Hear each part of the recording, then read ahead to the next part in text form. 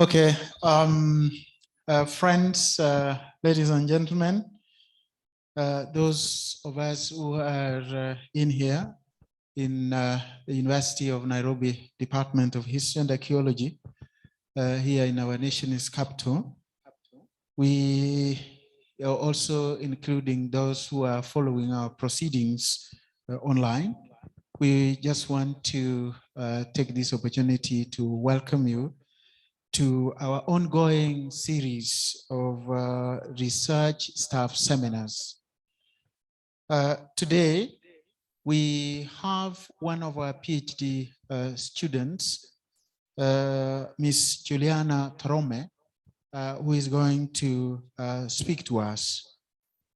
Miss Juliana finished her MA from our department fairly recently. And she has worked very hard in her PhD proposal and now doing some preliminary research. And some of the thoughts she's going to share with us is actually work in progress. And she's looking forward to comments, questions, observations that will help her to improve on the work that she has started. Ms. Juliana is in private microfinance business. When she's not doing academics, she is in private business. She's going to speak to us today on a theme she has entitled Mooted Story of Women in Kenya's Labor Movement, a Reflection.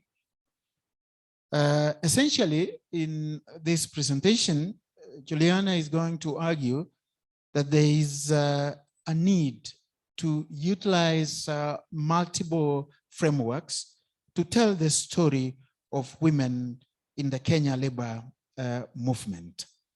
And I think without much ado, it is now my pleasure and singular honor to welcome Madam Juliana to proceed. Welcome, Madam.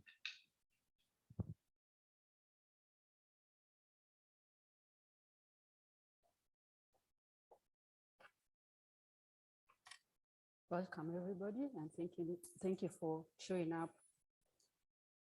As you have been told, my topic is on the muted story of women in Kenya's labor movement, and it's a reflection. I have lately grown interest in women issues at the workplaces and have grappled with the notion that women appear to be excluded in various aspects of workers' life, from exclusion from leadership positions to unfair labor practices that seem to favor the male gender. As a woman, I may be accused of speaking for my gender, yet I am coming from a point of information that indeed women in African public spaces have received a lesser share of what men enjoy. But these perhaps are generalizations that need verification. And this is why I would like to understand Kenya's women's position in the labor movement. And in this presentation, I argue that there is a need to utilize multiple frameworks to tell the story of women in the Kenyan labor movement. Let me begin by presenting a background to the status of women in Kenya. Existing literature on women shows that women are marginalized in the social, economic, and political domains. And this inequality is of women in Kenya in contemporary times is associated with the colonial era. During the colonial period, there existed the migrant labor system, which tended to favor men. And women were basically consigned to sustaining their families through agricultural production. And consequently, It normalized the notion that men's place was in the public space, including wage labor, and women in the domestic sphere. This restricted the access to wage labor market and led to inequalities in access to education, political roles, employment opportunities, and the designation of sex-appropriate roles.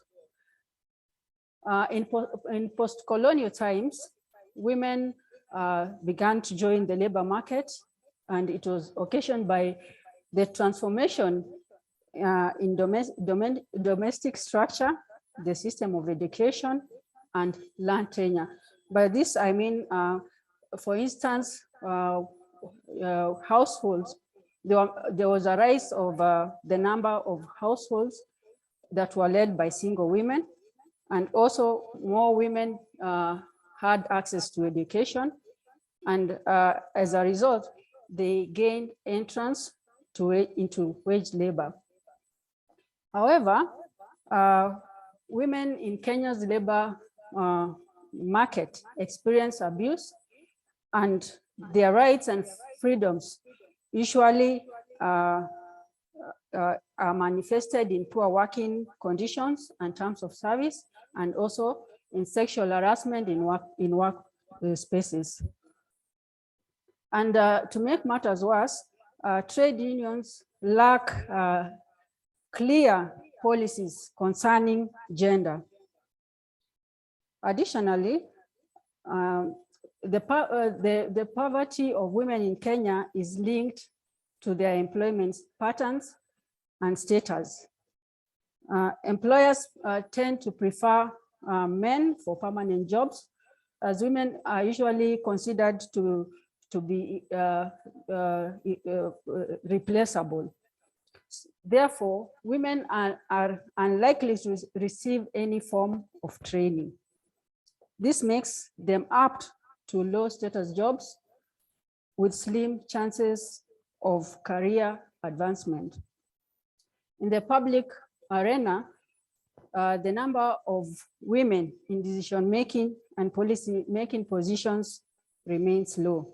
For instance, you find that women in elective office, the corporate and political appointments are still few.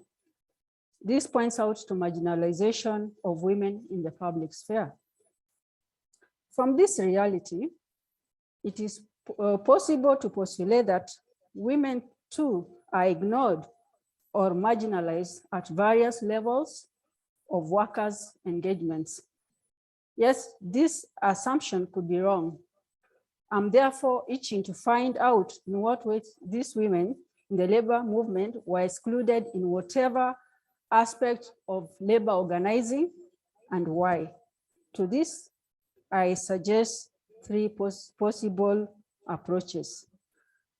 I now move to the three approaches of framing women's engagement or not in Kenya's labor movement. And the first one is Marxism or workerist approach.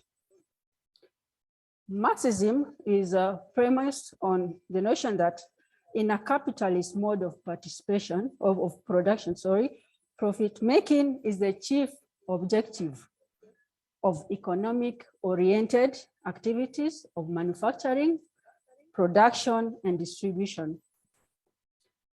In the society, the means of production are owned by a few capitalists at the expense of the workers who only have their labor to offer. Then conflict in society arises due to the unequal ownership of means of production and disparities in the distribution of wealth. So according to Marxists, for social changes to occur, class struggles between capitalists and workers are inevitable. And therefore, to them, class conflicts are the means of social change. We look at Marxism in the industrial environment. So in the industrial environment, conflict is between the managers of the means of production and the workers. And these workers in this equation is they offer their labor in the production process. So labor unions are perceived as a response to the exploitation of employers and a path to social changes. The interest of labor unions is, in this case, is to improve the status of workers in the workplace. So the implication of the Marxist framework in the study of Kenyan women in the labor movement is that women issues are approached from the perspective that women are part of the workforce and their struggles are worker struggles against exploitation by employers. In this perspective, to demand for specific attention by women workers is a distraction from the fight against exploitation by capitalists. Such arguments are pegged on the notion that we are all together in this fight against anti-imperialism and anti-capitalism. And therefore, there is no need to apportion special attention to women workers' issues. In this regard, it conforms to women's exclusion from leadership positions, the need to give attention to women's working conditions, and so this dominates the discussion in this perspective.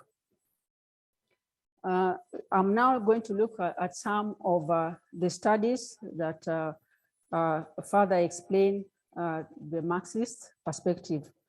A study analyzed women assimilation to Kenya's trade union leadership by investigating the union characteristics, policies, and action programs that determine their participation.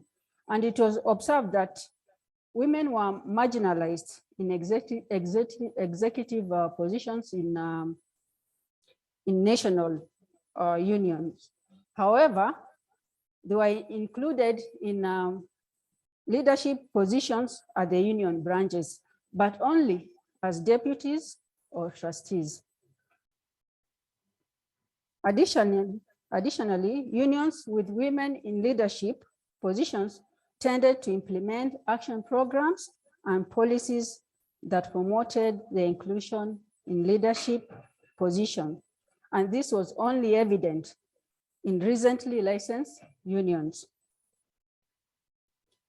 So this marginalization of women is due to patriarchal notions, cultural notions, and basically they led to the exclusion of women. And a similar study was undertaken in one of the branches of our national union, and it was noted that the inclusion of women in trade unions leadership at the top position was lacking. And the topmost position that a woman could ascend to was as a treasurer.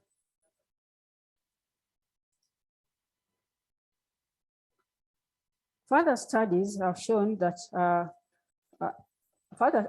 further study was also carried out to determine the difficulties that women in trade unions faced in their bid to seek executive positions.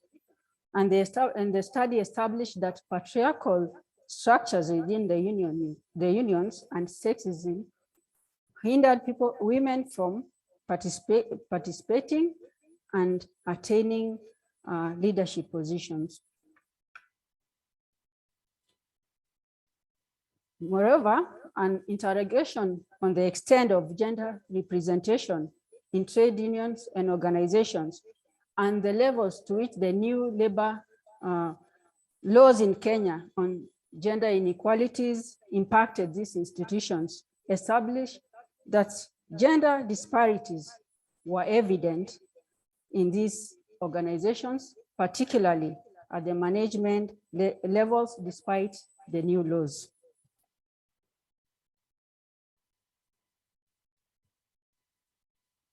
And furthermore, the laws on gender disparities were inadequate in addressing gender inequality in these institutions. And to establish the causes of apathy by trade unions directed at women workers, an analysis of the collective bargaining system was done, and also the challenges in organizing women who are mainly drawn from the white collar segment, the threat posed to unions by cheap labor and union as vessels of sexism were carried out. And these findings indicated that the collective bargaining system was formulated to favor men who are the majority. So they didn't take into consideration women issues.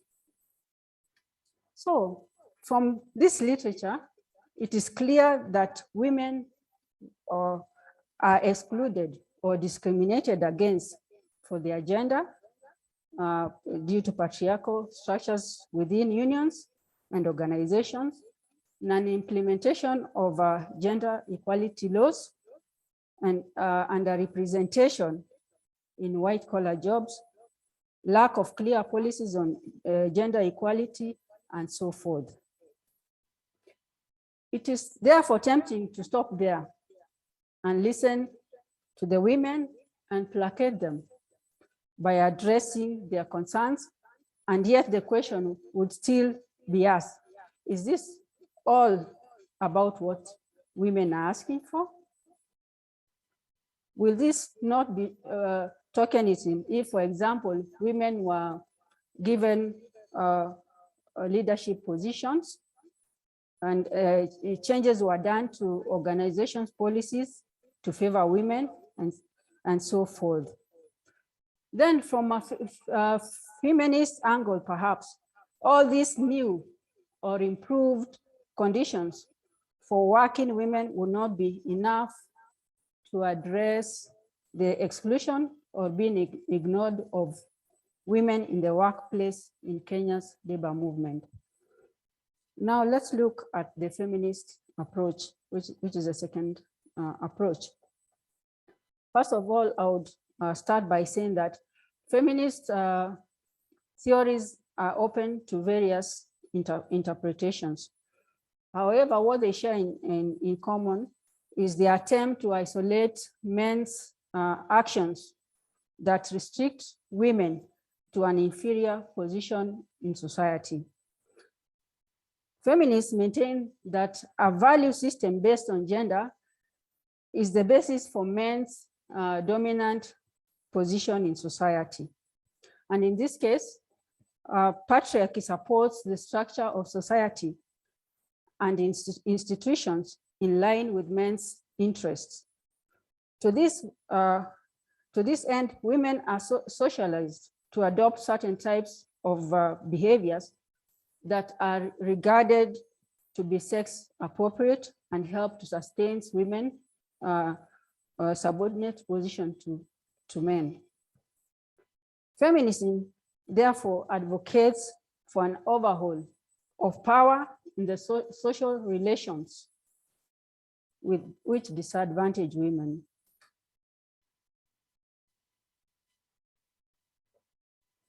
So from the feminist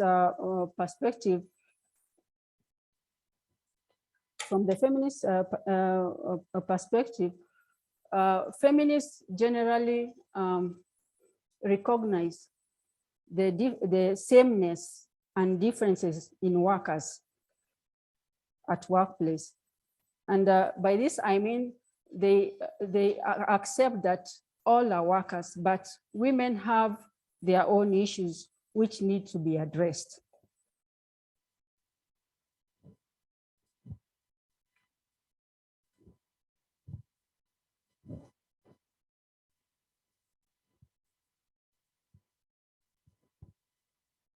So from these feminist perspectives, I'll look at some of studies that have been carried out that support the feminist agenda.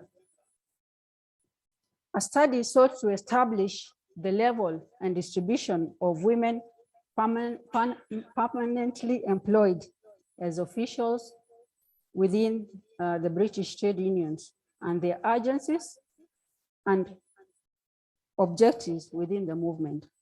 And it was observed that these female bargainers were more likely than men to diversify worker-related issues, prioritize women issues such as childcare, equity in pay, and sexual harassment, among other issues in the collective bargaining, and also they would encourage women participation in unions. Another study which interrogated the participation of women in the labor struggle in South Africa in the 1970s and 80s indicated that among the labor activists were Black women.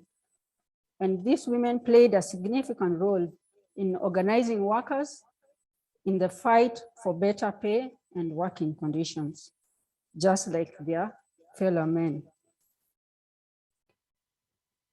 A related study, which was carried out in Brazil, and which concentrated on a union known as Unified Workers Central, also known as CAT.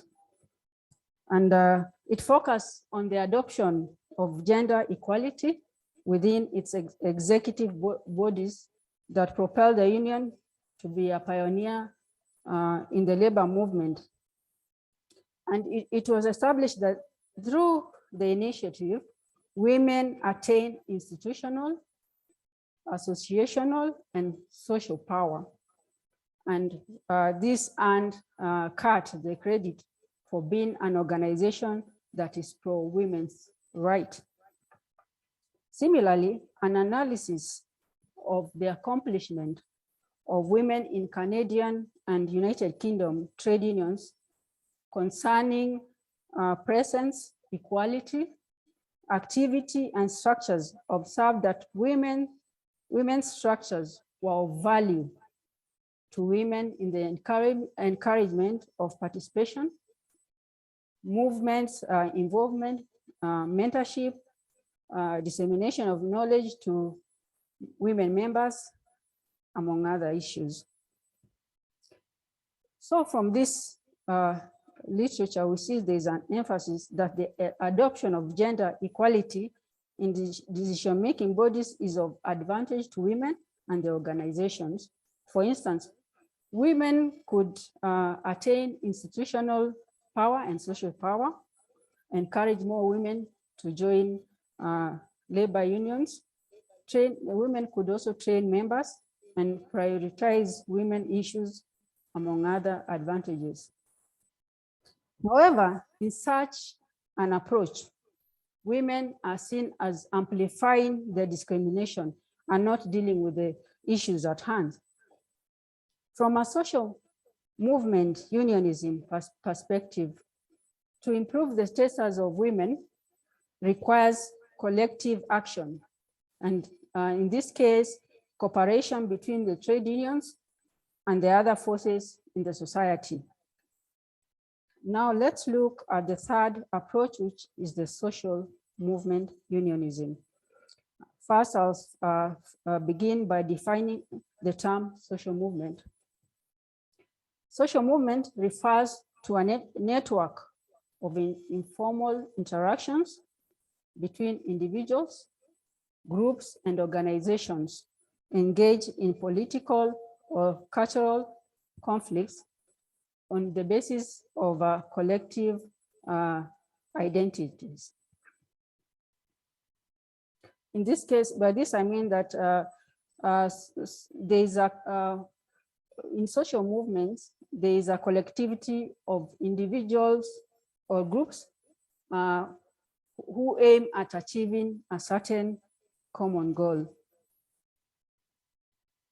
Social movements play a significant role in transforming social values, cultural and policies, and attainment of cultural issues, policies, and attainment of participation. So basically, social movements can, in this case, can be viewed as a disruption because they aim at changing the status quo, the prevailing status quo.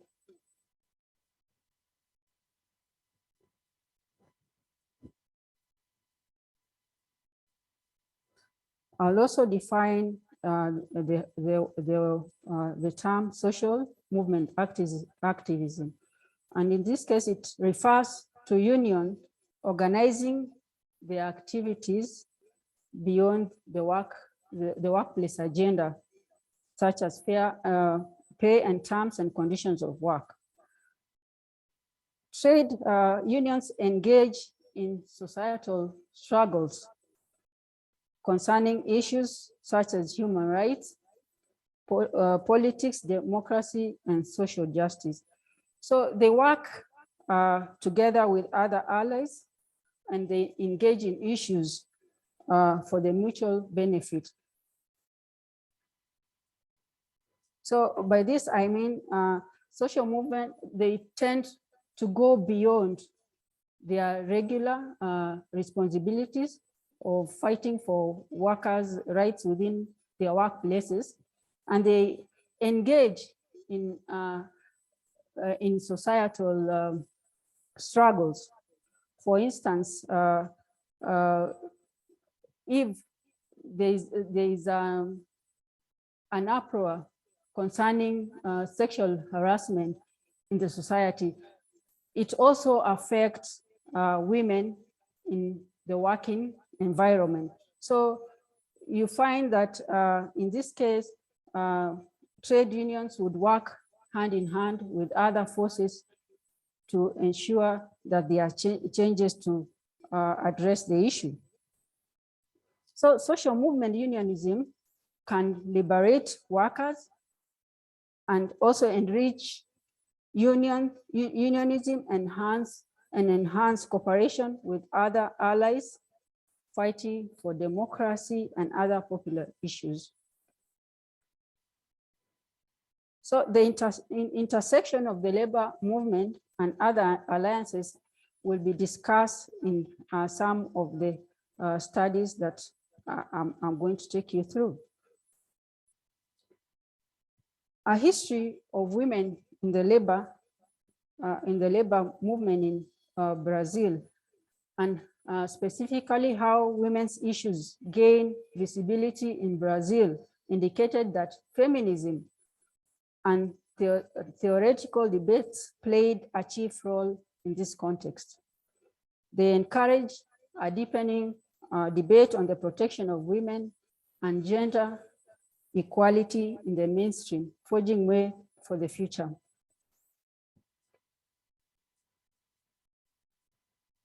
Also, a research to establish the extent to which Black women participated in nationalistic consciousness and the labor movement in South Africa established that these women not only participated in demanding Black majority rule, but they also brought feminist demands to the popular agenda.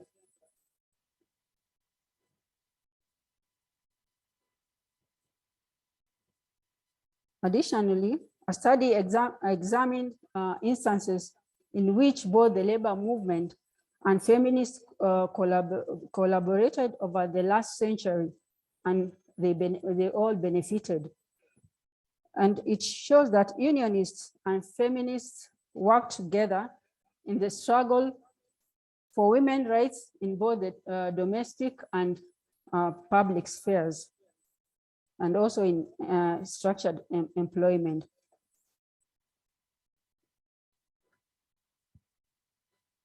So the extent to which this was in the case in Kenya is precisely my concern here. To pursue, unravel, and to determine whether or not women participated in these movements that had elements of worker struggles outside of the traditional workplace, but had very much bearing for women workers' progress. For example, were the Kenyan women workers in the United Nations Women's Decade initiatives? Finally, I conclude that there is need to use diverse approaches to give a voice to women in the Kenyan labor movement. This will facilitate in explaining and in divergent explanatory and theoretical conclusions on women's engagements, not only in the labor movement, but also where women workers have contributed to public space. By approaching a study from the angle that women are a marginalized group, then one will be a victim of inward looking and fail to embrace the social movement paradigm. This presentation therefore argued that there is a need to marry the three approaches: social movement, unionism, Marxism, and feminism, to show that the Kenyan women workers have progressively embraced social movement activism in their workplace, and specifically to fight for their rights. That's the end of my presentation.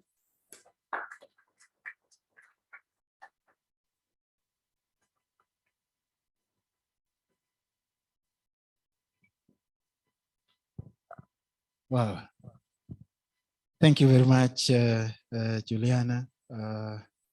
You have raised quite pertinent issues here, essentially arguing that the marginal status of women in public spaces, and including, of course, the labor movement, there is a sense in which it is systemic, anchored, around the norms of patriarchy in our society, which revolve around what I see as misogyny, that is the disregard and disrespect of women, paternalism, the need to control what they do, what they think, and what they learn, and of course objectification of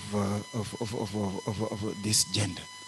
And therefore you suggest very eloquently that for us to understand the dynamics that lead to this situation within which women negotiate and renegotiate their spaces, then we use the prism of multiple frameworks, where you suggested to us the workers' paradigm, or the Marxist understanding, which emphasizes the primacy of the economic factors, where labor issues are regarded, women labor issues should be regarded as labor issues, not isolated or not treated as a special case. Of course, you talked about the feminist approach, where it goes the reverse of the Marxists, that yes, all workers, all are workers, men and women, but women are uniquely endowed to be treated differently. That's the way I understood you. And of course, finally, you threw in the spanner to the works by bringing in the social movement unionism, which is much more encompassing, and throws in the ideas of women being allowed to operate in diverse social spaces in ways that enable them to move up the ladder of unionism. That's really my understanding of what Juliana has told us this afternoon. And I know, friends, that you have opinions to express, you have questions to raise, you have comments to make that can help her to elaborate the issues that she has embarked on. And as I said earlier, Juliana is at the fairly preliminary stages of her PhD, and this far she has done very, very well. And if we can help her to build around some of the issues that she has raised with much more clarity, then probably she could have met the purpose with which she made this presentation this afternoon. Our audience online, you are free. We will start with comments, observations, and questions from the audience on site. And then after that, we will go to the audience online. Yes, friends, there you are. Let me hear you. We have Steve there. Then who else? Dr. Gona, the second one, and the brother here, and then David Masika. Those are how many? 4? Let's take those 4, and then you will respond. We go online and come back on site. Thank you. Thank you very much, Juliana, for having this presentation. Actually, what you're doing, because I'm also working on labor issues. I'm looking at the element of schism in trade unions and my sample is Kenya Electrical Trade and Allied Workers Union. So what I can pick from your presentation, I can see there's a strong contribution in terms of the approach towards understanding of women issues in trade unions. But just as a point of clarification for you, are you dealing with women in leadership positions in labor movements as a whole, or there is particular sample of trade unions that you are using? Then secondly, what will be the hypothetical outcome of your research? Maybe to simplify it, because I did not get the objectives of your study. And I would like to get that so that I can know the actual gap that your work is trying to fill. Thank you very much. Thank you, Steve. Issues of specificity, that one you have taken it from me, is one of the questions that I had for her, and thank you for going ahead of me. Yes, Dr. Gona? Oh, okay, fine. Give this brother. Okay, thank you, Juliana, for your presentation. I'm also an MS student, and I find your presentation very nice about labor movement. So basically, I like to know in terms of the contribution of women in labor movement here in Kenya. I know we have several trade unions in Kenya, the rise of Kubet, NAT, maybe KOTU. So maybe I would like to know if there have been some contribution of women in terms of this labor movement in Kenya, how they have made their contribution for the labor movement in Kenya to be active. Thank you. Thank you very much. Contribution of women in the labor movement in the country. Then David, give it to Masika. Mwalimu is kind enough to let you guys go. Thank you very much, Juliana, for very wonderful presentation. From your beginning, you seemed to suggest that women are marginalized. And although you tried to evade the concept that you are defending women,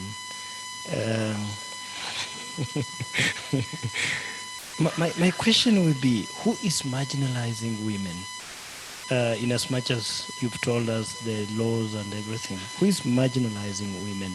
And I'm borrowing this from the argument by Rosu, that man is born free and later on he chains himself. And one of the things that is said to chain man is when he enters into a relationship with a woman who chains this man. So who is really marginalizing this woman that you're talking about? Thank you, Chair. It's the South African reggae musician like Dube, who sang that we are born free, but everywhere in chains. Well, I don't know. I don't know whether that, David, that was what your question is.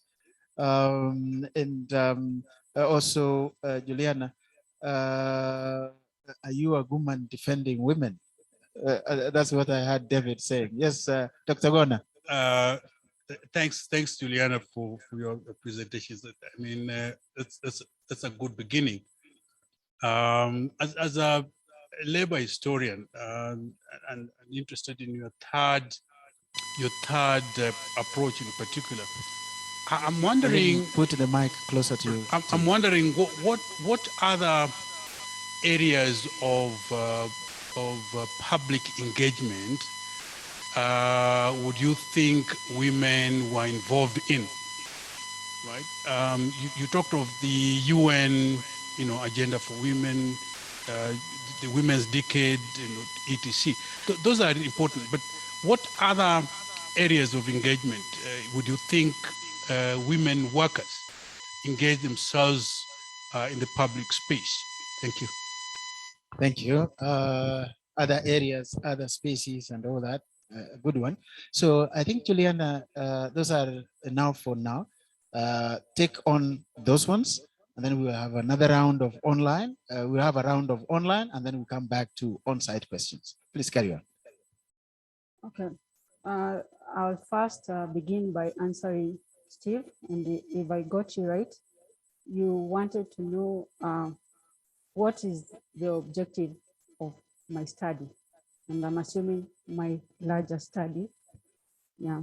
So the main objective of my study is there is the tendency, or there is the notion that women, the story of women, let me put it this way, that women, their stories are still, the women in the labor movement, their stories still remain muted. If you look at the existing literature, you find what we hear about is how women are marginalized. We hardly hear about how they made a contribution to the labor movement. And there is evidence that, for instance, as early as during the colonial period, there were some women who participated in strikes. There are some women who also, there was, for example, there was the equivalent of Kudeya, the Domestic Workers Union. There was even a women's desk in Mombasa, but we hardly hear about those stories. And this is what I would like to look at. I don't want to look at women as victims. I want to look at women as people who have been part of the labor movement, and they have made a contribution to this society. And I intend to look at women who have participated in the public space, but they are still in the labor movement, and what they are brought in to the labor movement as a result of their engagement in the public sphere. Have I answered you?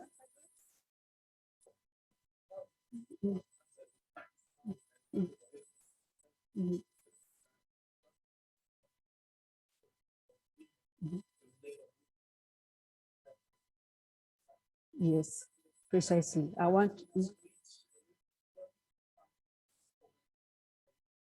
Okay, I'm looking at, well, basically engaging women who have been in this, who have played a role in this, in the labor movement, and I intend to gain access to them through organizations such as KOTU and KUDEA. Then if you're satisfied, I would like to go to the next question. The next question was basically on the contribution of women in the women in the labor movement in the country. So basically, as I said, this is what I would like to bring out. I have yet to come across any literature that brings out their story, and this is my opportunity to bring out the story. Then Masika asked, what is to marginalize women? So I'll answer you from the literature that I've come across. And when we talk about marginalizing women, is basically not paying attention to their issues. And the fact that labor movement operate without considering that women have their own concerns, their own issues. For example, childcare. For example, women, there's evidence to show that women are paid less than men, even when they do the same work. And also when you look at, when it comes to leadership, we find that women are underrepresented. And this is evident. For example, you'll find that there is no time in Kenya a woman has been at the top of the labor union. It's only now that we have a lady as a deputy in one of the trade unions. Yes. I hope I've answered you. Then Dr. Gona asked which other areas of public engagement women, or the areas I think of public engagement women were engaged in. The only area I would say women were engaged in is the struggle for independence. That's from the literature that I've come into contact with, and of course, the United Nations Women Decade. There were women who were participants in that initiative. Mm-hmm. Mm-hmm.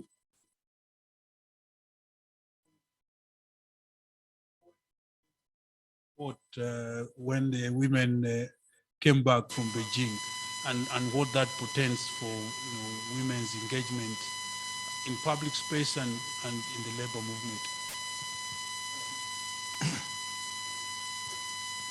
All right, that's a very good input, Malim. I'll reserve my small question, which is closely related to that, to later. Let's go online. And our online audience, I can see at least one question on the chat. I want to encourage our online participants, please, you can raise up your hand and make your comment. I'll start by reading. I can see the hand of Dr. Margaret Gachehe, who is online, one of our own in the department. So let me just read a few of the questions from the chat for you, Juliana. Let's go up a little bit. We start from above, please. All right, there.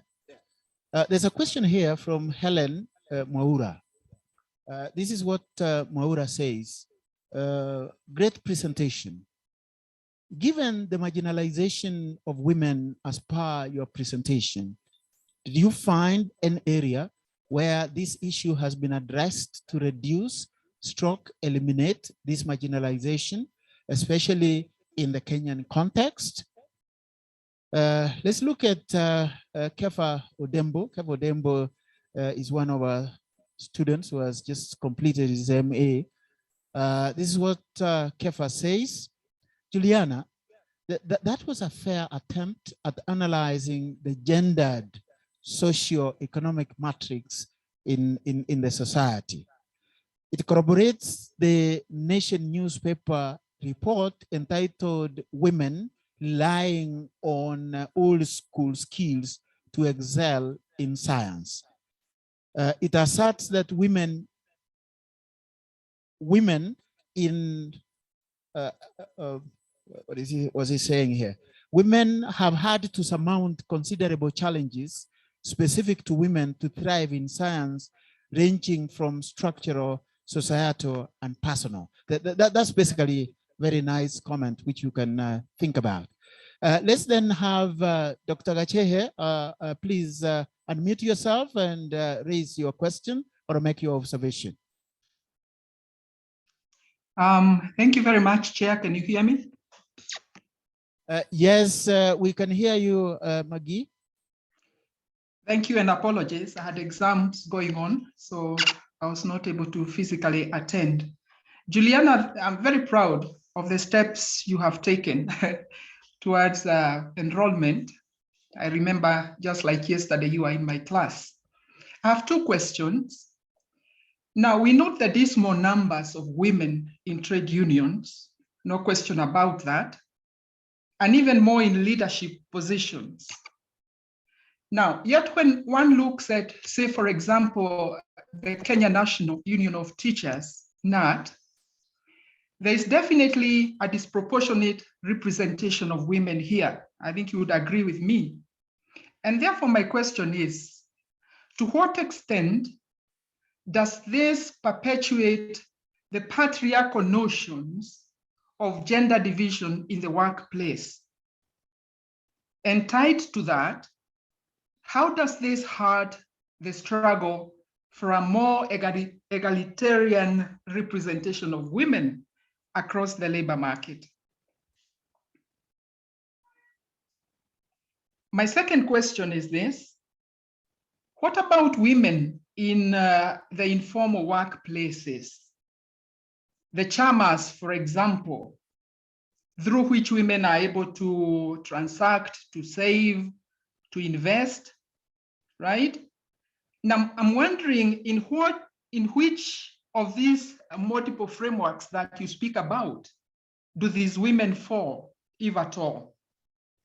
And can it be harnessed more formally, for example, so that the economic institutions are better able to engage with this very important work sector? I know you have mentioned Kudeiha. I don't know if the others, especially keeping to mind the double roles that women in society play. Thank you very much, Chair. Those are my two concerns.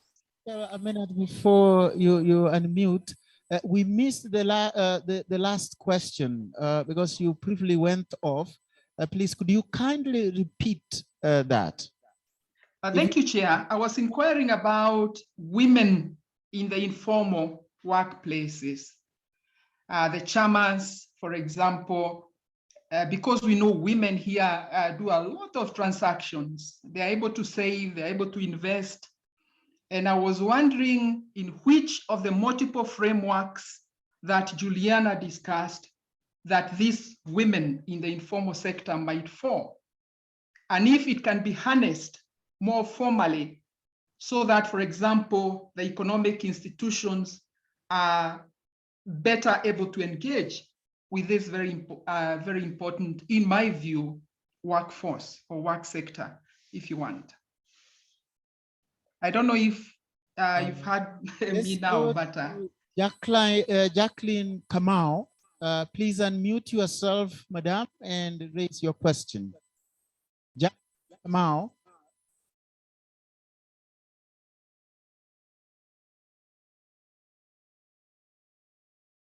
Jacqueline, if you are hearing me, kindly unmute yourself. I can see your e-hand.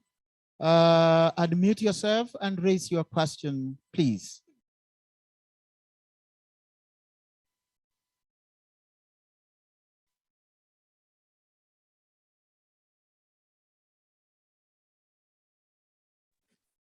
Hello, good afternoon.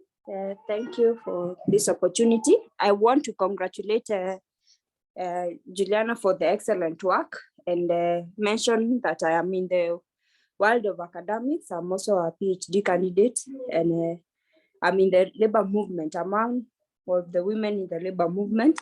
And that's why from the onset, I'm saying she has done an excellent job. So in the light of that approach mentioned that entails the social aspect for women, and myself being a champion of social justice, I would like to hear her views on the upcoming trends for women in the trade unions, such as KEWOSA, which is a women-only union for teachers. So I would like to hear her views on that and congratulate her. And with that, the second question would be a reflection from my own work, which is looking at policies that are helping to empower women in the labor organization, which is my research interest. And I would like to hear from her, in the world of the policies or labor laws that are existing, what can we do more to help women in the trade unions to do a better job? So thank you so much. I would like to hear your response on the two issues.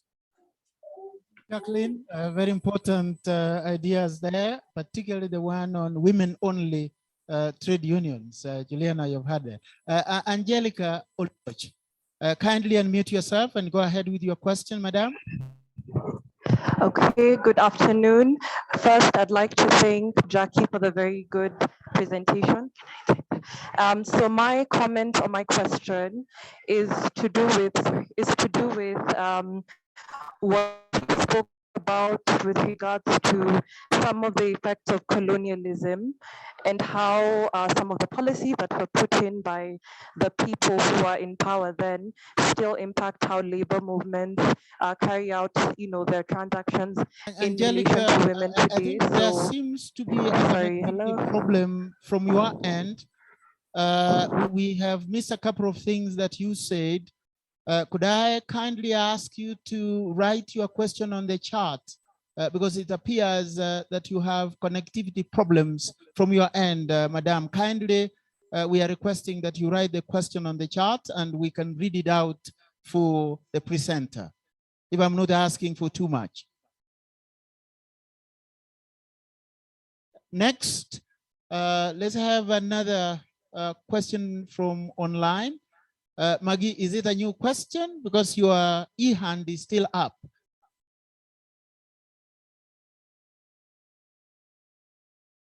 The old one. Sorry, Chair. I think those are enough for this round. Quite a mouthful of questions there. Please go ahead. Okay. First, I'll begin with answering Helen Mora, and she asked a question on marginalization of women, and in particular, the areas that where marginalization has been acted upon. From the literature that I've come across, the government has been trying to take an initiative in ensuring that women are catered for. For example, after the UN Women's Decade, the government introduced what we call women in development programs. Then when it comes to some of the work places, they have established what we call women structures and also committees that try to look at women issues and concerns. As for Kefa's input, I think he was only trying to make a contribution. Thank you, Kefa, for your contribution. Then I'll go straight ahead and answer Dr. Gashi's questions. And she was concerned about the extent to which, if I got her right, the extent to which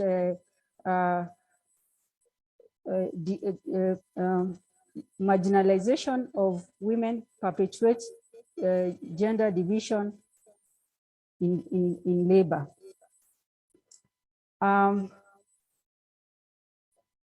What I can say is when women are marginalized, then they cease or their input in development is unfelt.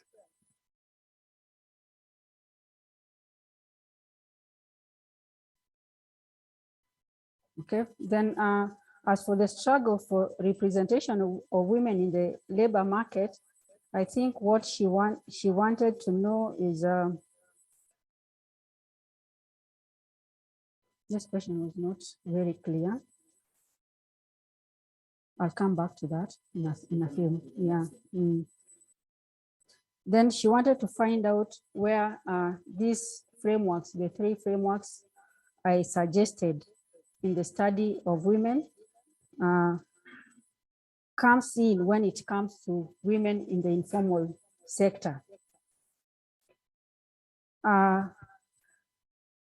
In my study, I was, or in my intended study, I was looking at the structured workforce. Maybe in future, I'll want to extend to the informal sector. Then there was a question on the views. I was to give our views on the trends in women unions, where, for instance, women have established their own unions. And this is all that I can say from whatever I've come across. When women are marginalized, or when women feel that their needs are not catered for in the traditional labor movement or labor unions, what they tend to do is to establish their own unions, which will address their own issues. That's what I can say for that.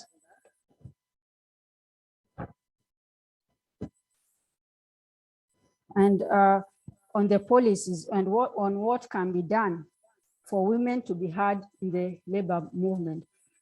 My view is that the underrepresentation of women in the labor union is a cause of the problem where women are not heard. So if more women are included in decision-making positions, for instance, they are likely to bring the issues of women in the bargaining, in the collective bargaining process. For instance, if it's childcare, if it's maternity leave and so forth. But as long as women are not in those powerful positions, then it will be difficult for them to be heard. Thank you. We have the question from Angelica Oluoch. Thank you, Angelica, for kindly agreeing to write your question on our chat here. I'll read it in your hearing. Juliana, a good presentation. My comment could be, if possible, for you to investigate some more on the effect of colonial policies on how women are able to operate in labor movements in Kenya today. That is some advice. She seems to suggest that the colonial project in Kenya was a men's only thing. It was just a men affair. How did that affect the women participation in the labor movement in our day as a carryover from colonialism? That's something you'll want to look at. Odembo has come back with a question now, and allow me to read this. Are women conspirators in the evil labor network of degrading the ecology of the workplace? That is typical Kefa there. A case in point is Alex Laguma's novel entitled A Walk in the Night, wherein an African matronly lady named Ma Blanca aids the police in humiliating an exploited African male workforce in the mines. Ma Blanca does the aforementioned by pummeling Exuma from the north, a young African facing grim and inhuman conditions therein. There you are. Are they conspiring? That's what Odebo is asking. Do you want to respond to those two online ones? And then we can go to the live audience here. For Angelica, I think it was a contribution or rather a suggestion on the areas I can look into. So thank you, Angelica. I'll look at that. As for Kefa's question as to whether women are to blame for their fate, I would say yes.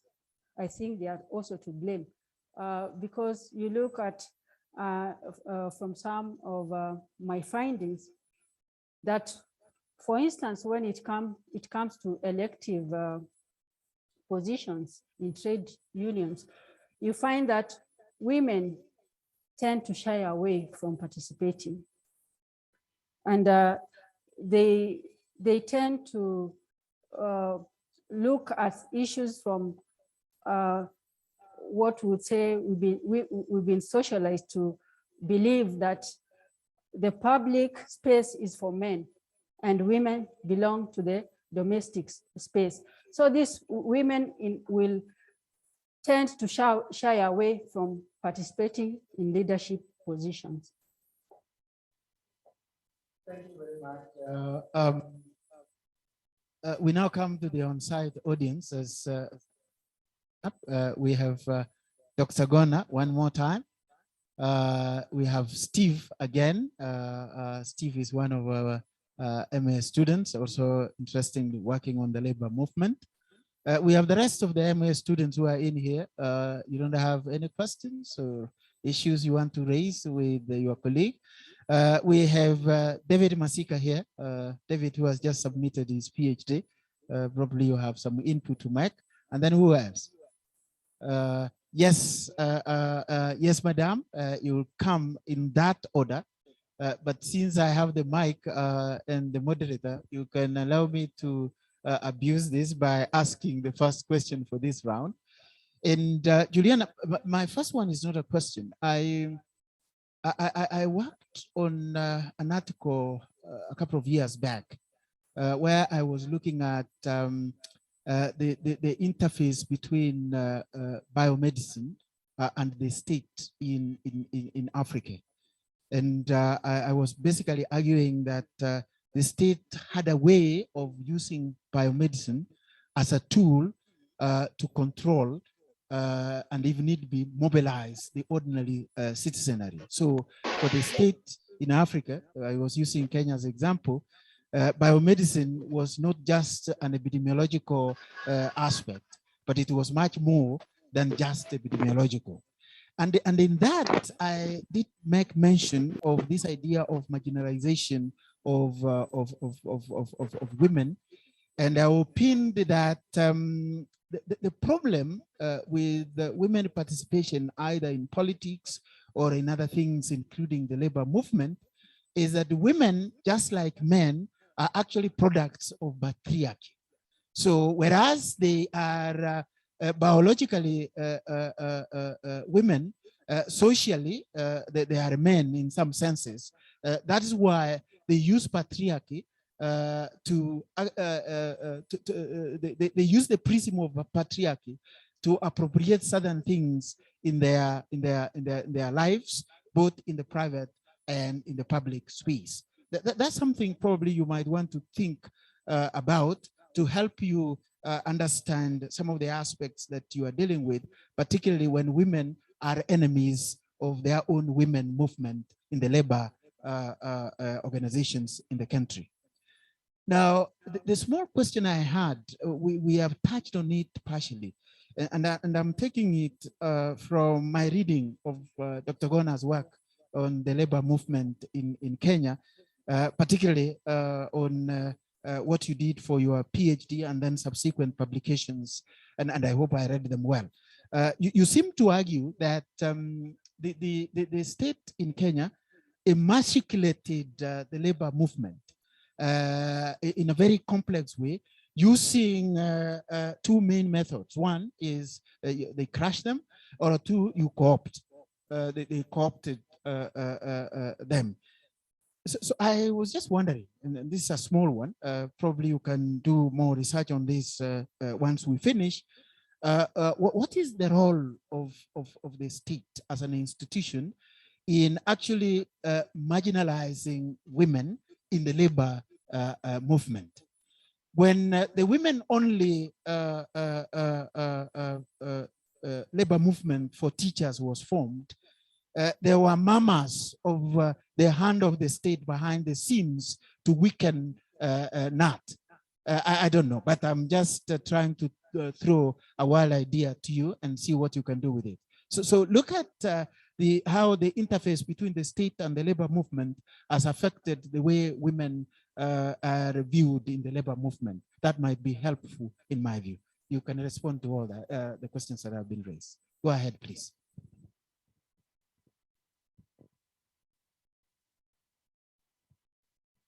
Okay, thank you, Dr. Ombongi, for your contribution. I'll surely look at what you suggested as I proceed with my future project. Yeah, I don't think I have other pending questions. Okay, yeah. We can now go another round. Yes, Dr. Gona. Mine is a suggestion, not a question. I want you to look at the points at the points in time when women's engagement, women workers' engagement were disruptive. You know, I think if you only consider, you know, the sweet-talking men and trying to find leadership, that you can find. But to elevate your work to, you know, the levels that I would expect, it's just to see at what point do women become disruptive, if they do at all. And if they don't, then that's where Dr. Mbongi's question is it because of the state working cohort with men's leadership in labor movement to again continuously marginalize women? What is it? Right. From your supervisor? Yes, at the back there.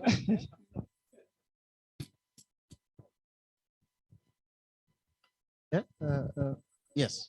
Yeah, okay, go ahead, madam. Hi, thank you for a good presentation. So we have talked a lot about the way things are.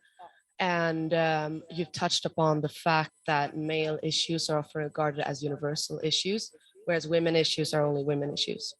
I'm curious what your thoughts are on who or what needs to change in order to de-marginalize women issues.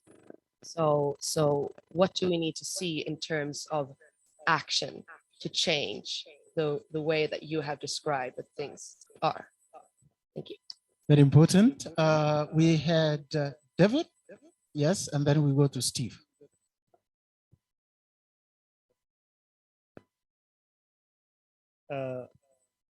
This takes me back to the very question I asked Juliana, but now I'll frame it this way. Apart from the elite women, do women know that they are marginalized? Apart from the elite, do they know that they are marginalized? I'm borrowing this from the idea that from the Beijing Declaration, which you mentioned, then come all the way to Resolution 1325 of the United Nations General Assembly, which demanded that for everything, women should be on the table. And this made various organizations, including television stations like French 24 to come up with 51 plus, to try to tell women that you are part of the 51 plus, come on the table, but still we don't see it. Now, do they really know that they're marginalized? Again, we passed the 2010 constitution, which gave women specific slots. Have we seen any change even from the women on the floor, bringing up the bills on this question of marginalization that you have talked about? Have they done anything which we can say, okay, they needed to be on the table? And finally, on the issue of women only organization, women only labor organization, are women hitting back through radical feminism, or what are we seeing? And I'm borrowing this from your own words, that if women are marginalized, they tend to adopt a mechanism to hit back. So are they hitting back through radical feminism? And is radical feminism a solution to women marginalization? Thank you. For asking that question on behalf of my mother. Does she know that she is marginalized? Very nice. Yes, Stephen. Thank you, Juliana. Mine is just to maybe refer you to the works of Ernest Nadome on challenges facing women in trade union leadership. I think it can assist you in your literature review in terms of building it.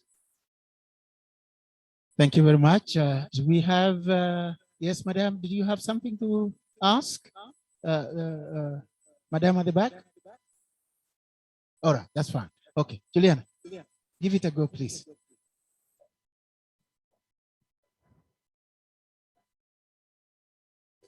I'll start by answering the question from the lady on who or what needs to change in terms of women women issues for women to be not to be excluded or not to be discriminated against. And I think there is need for a change in policies, in organizations and in the trade unions to address some of these, to address women's concerns. And also, if more women are included in leadership positions, as I said earlier, they are likely to bring or to work on these issues that affect women, rather than waiting for men in trade unions to bring changes. By this, I mean, women are more familiar with their concerns. And if they are given the opportunity then to be leaders, then they are likely to make changes and to bargain. Then the other question, I hope I've answered you. The other question is, do women know if they are marginalized? That is a difficult, that is a difficult question to answer. I don't know. I don't know if they know if they are marginalized. Maybe for those who read newspapers, they might be having an idea. That's all I can say. Then the second, your second question, Masika, on the 2010 Constitution wasn't very clear to me. Maybe you might want to repeat it.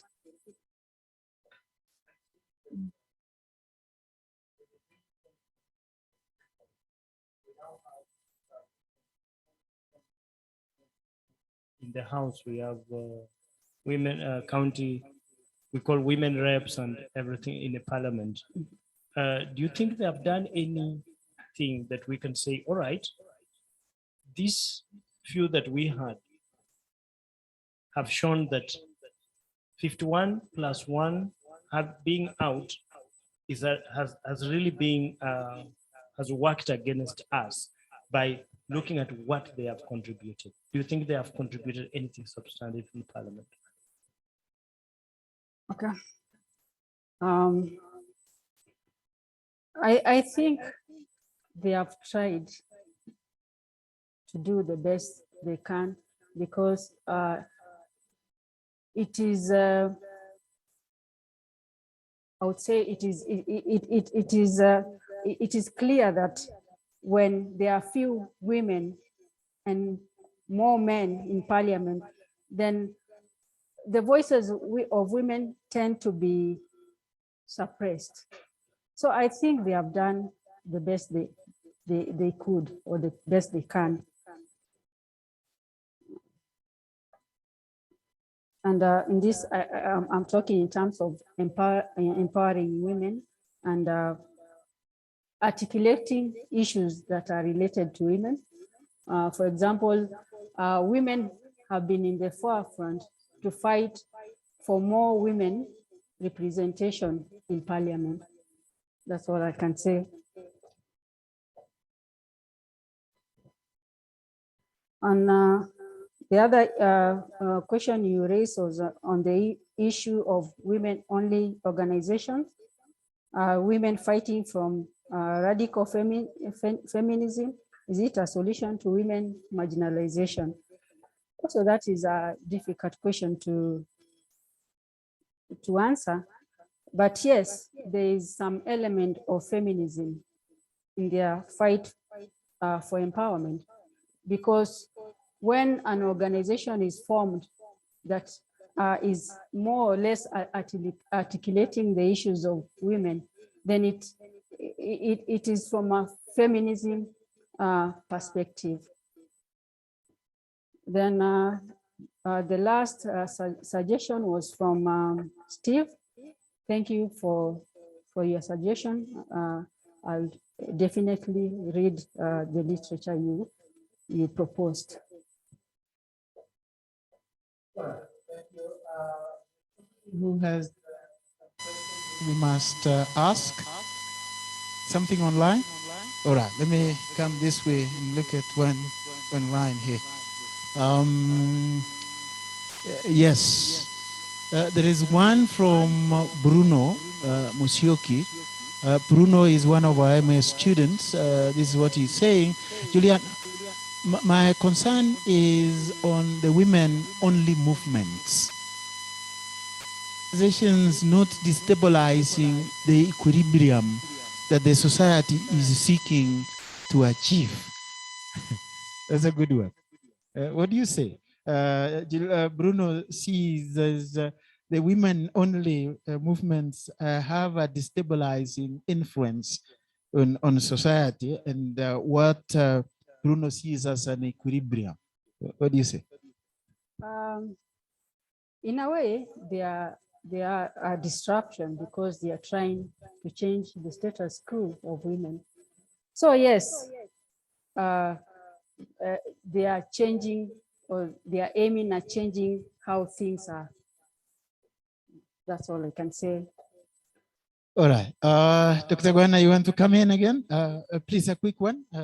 Take the mic to him.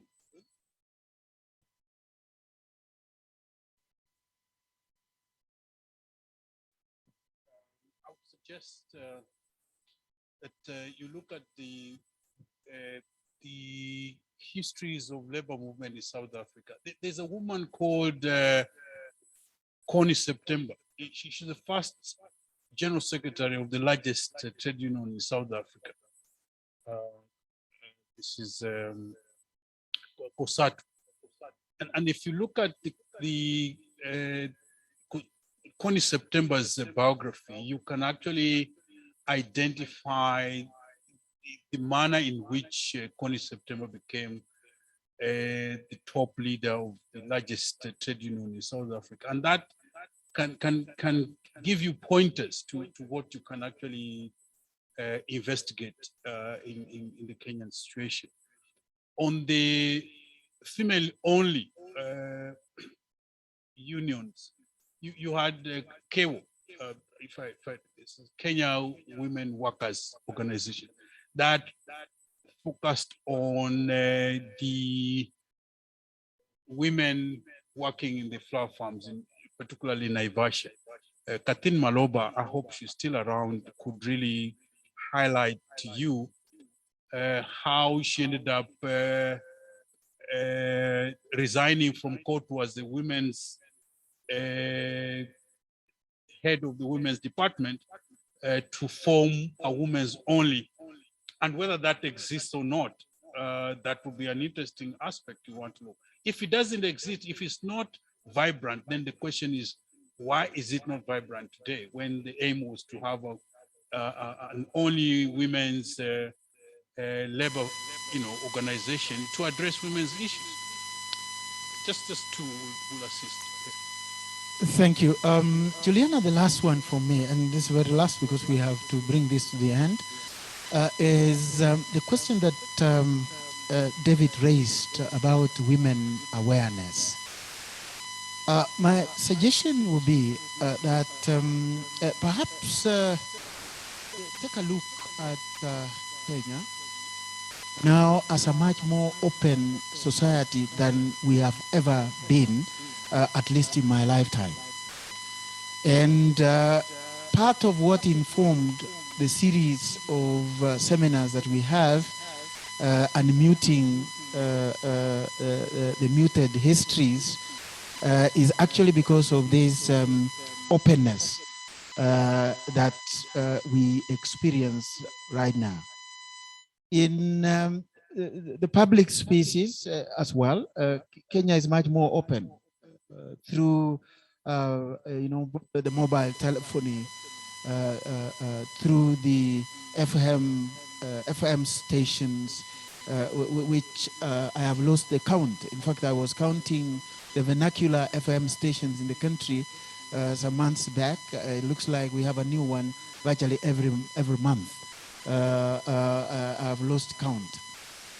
Maybe you might want to look at how this increasingly open society that Kenya has become is helping to create awareness, not just on issues of trade unionism, but on other issues that touch on themes that were taboo topics to women a few decades back, like politics. Thank you very much. I think we'll end it here, and it's now my pleasure to welcome our colleague David Masika to pass a vote of thanks. Thank you.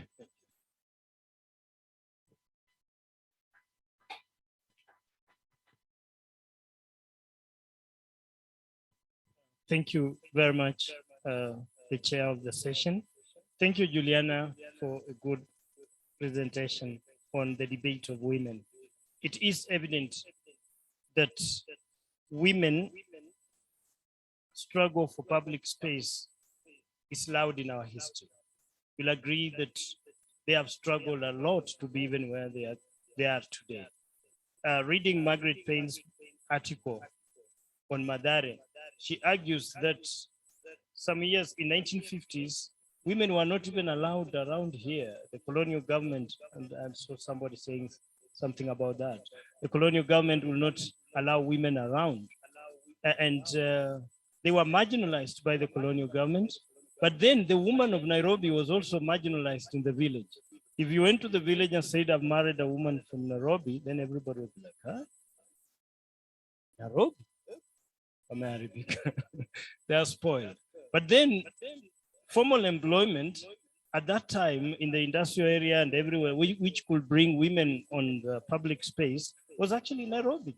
So the story of women struggle to where they are is much loud. Again, it is evident that we cannot develop without women on board. 51 plus. You cannot develop 41% of the population and leave the rest. So thank you, Juliana, for bringing this debate. And we look forward to read more about the muted stories of the women, particularly the ones who have struggled to bring the voices of women to the fore. I have in mind people like Phoebe Asio, the early people to work around here when she went all the way to prison and rise through the ranks of prison, and also the affirmative action in parliament there's a lot that we look forward to read. Thank you very much for speaking again for the women who don't even know that they are marginalized. My chair said the question for the mother, asking the question on behalf of mother in the village. Thank you for speaking on behalf of those women. Thank you all the members who gathered here to listen to this and make this a success. Thank you very much. And we look forward to seeing you again next week. Thank you. Let's appreciate Juliana.